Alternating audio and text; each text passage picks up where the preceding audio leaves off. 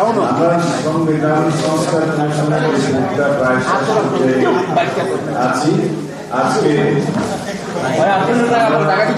সংবিধানের বিচার বিভাগ অংশ দিয়ে আমরা আলোচনা করব, তারপরে বিচার বিভাগের বিস্তারিত বিষয় আমরা আলোচনা করব, তারপরে আশা করছি নির্বাচন ব্যবস্থা সংস্কার এবং প্রশাসন এবং দুর্নীতি দমন কমিশনের আমরা আলোচনা শেষ করতে পারবো। আমরা খুব দ্রুততার সাথে যাচ্ছি না, এই জন্য যে এটা রাষ্ট্রের বিষয়, এটা রিপাবলিকের বিষয়, এটা সংবিধানের বিষয়, তাড়াহুড়োর কোনো বিষয় নয়।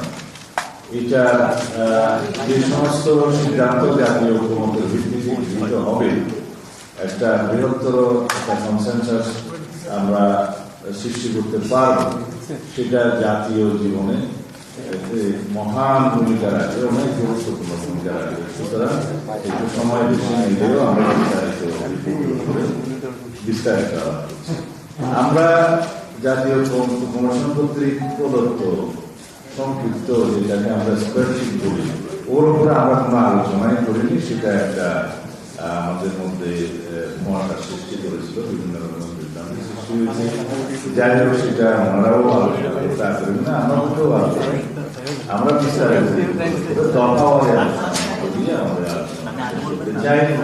আজকে বিচার বিভাগ, তার পরবর্তীতে বিচার বিভাগের বিস্তারিত রিপোর্ট বিচার বিভাগ সংক্রান্ত সংস্কার কমিশন প্রদান করেছে, তার উপর অনুমোদন হয়েছে, সেটা আলোচনা করব।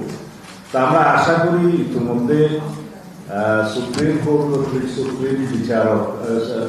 সুপ্রিম কোর্টের বিচারক নিয়োগ সংক্রান্ত যে অধ্যাদেশ জারি করেছে, যেটা হাইকোর্টে চ্যালেঞ্জ হয়েছে, সেই বিষয়টা এবং সুপ্রিম কোর্টের একটা সচিবালয় প্রতিষ্ঠার জন্য যে উদ্যোগটা গ্রহণ করেছে, এটা সহ আমরা বিচার বিভাগের স্বাধীনতায়, সম্পূর্ণ স্বাধীনতায় আমরা বিশ্বাসী এবং সেটা আমরা বাস্তবায়ন করার অঙ্গীকার আছে।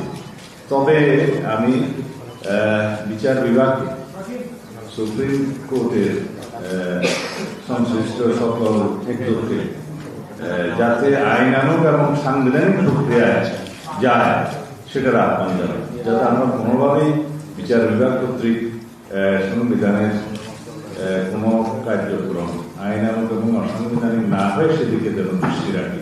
ধন্যবাদ।